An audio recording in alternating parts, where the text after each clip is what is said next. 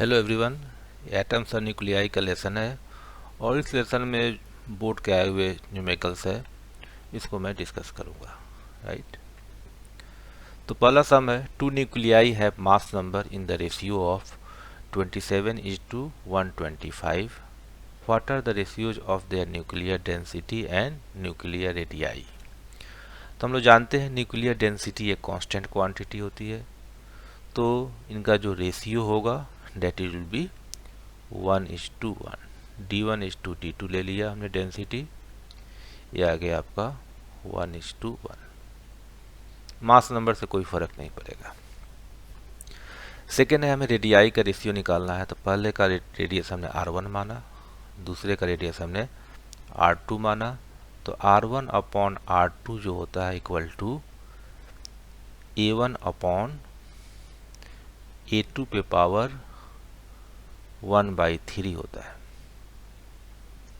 Right. A1 A2 का ratio given है 27/125 power 1/3।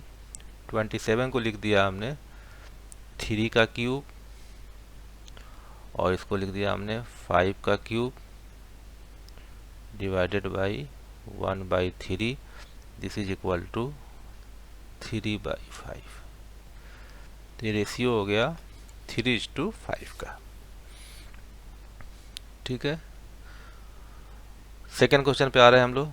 The ground state energy of hydrogen atom is -13.6 electron volt. What are the kinetic energy and potential energy of electron in second excited state. तो हम लोग जानते हैं energy जो होता है, nth ऑर्बिट का एनर्जी का फॉर्मूला यही होता है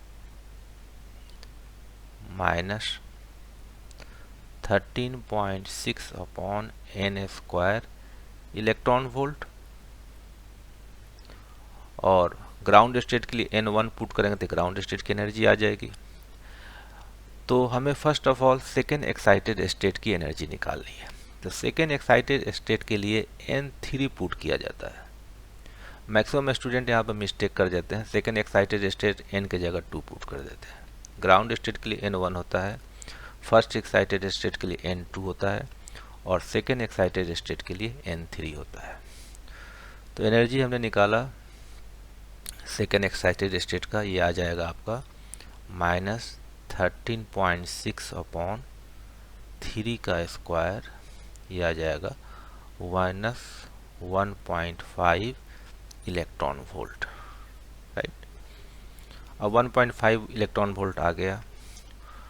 we have to find kinetic energy and potential energy. तो काइनेटिक एनर्जी होता है minus of total energy, means इसका माइनस करेंगे तो आ जाएगा 1.5 इलेक्ट्रॉन वोल्ट। अब पोटेंशियल एनर्जी होता है ट्वाइस ऑफ टोटल एनर्जी। तो ट्वाइस ऑफ टोटल एनर्जी आ जाएगा -3 इलेक्ट्रॉन वोल्ट। तो हमने काइनेटिक एनर्जी और पोटेंशियल एनर्जी कैलकुलेट कर लिया।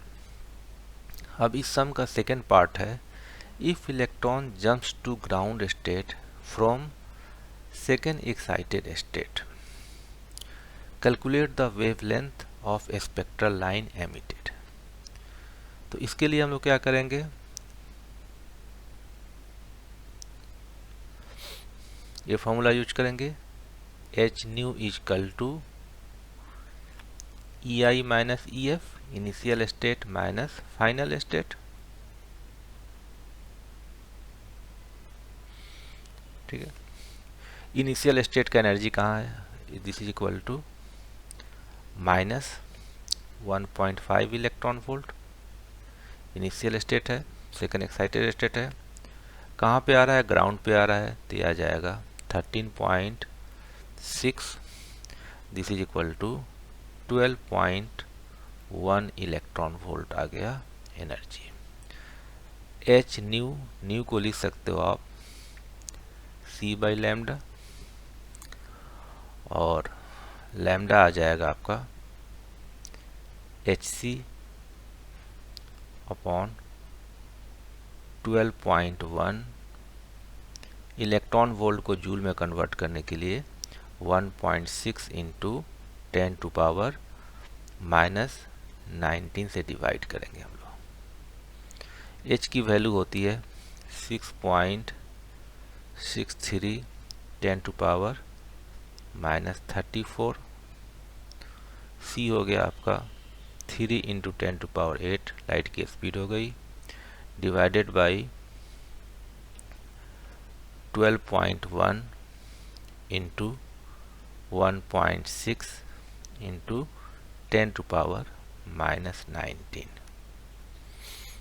ठीक है, तो इसको 3 से हम लोग कट करेंगे तो ये आ जाएगा 4.033 आ जाएगा अप्रॉक्स, और 1.6 को इससे हम लोग कैंसिल करेंगे तो 4.14 के राउंड आएगा, 4 भी ले सकते हो आप। अब इसको इसे हम लोग डिवाइड करेंगे तो आ जाएगा 102.7। 4.14 को हम लोग डिवाइड कर रहे हैं, 1.027 होगा और 1.027 इंटू 10⁻⁻26 ऊपर में है, -7 आ जाएगा, तो इसको हम लोग लिख देंगे 102.7 नैनोमीटर। ठीक है, यहाँ से पॉइंट हटा दे रहे हैं इसको।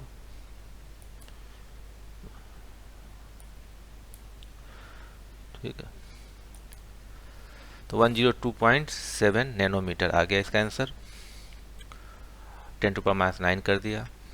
अब आता है ये third question, the inner most radius of inner most electron orbit of hydrogen atom is this, what is the radius of orbit in second excited state.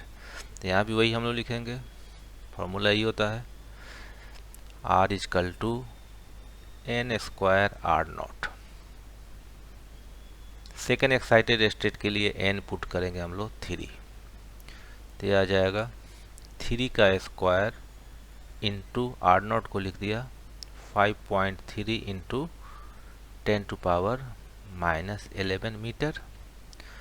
यह आ जाएगा 9 इंटू 5.3 इंटू 10⁻⁻11, मल्टीप्लाई करेंगे 9 3 जा 247.7 इंटू 10⁻⁻11, या इसको लिख सकते हो 4.77 इंटू 10⁻⁻10 मीटर, या 4.8 लिख दो इसको।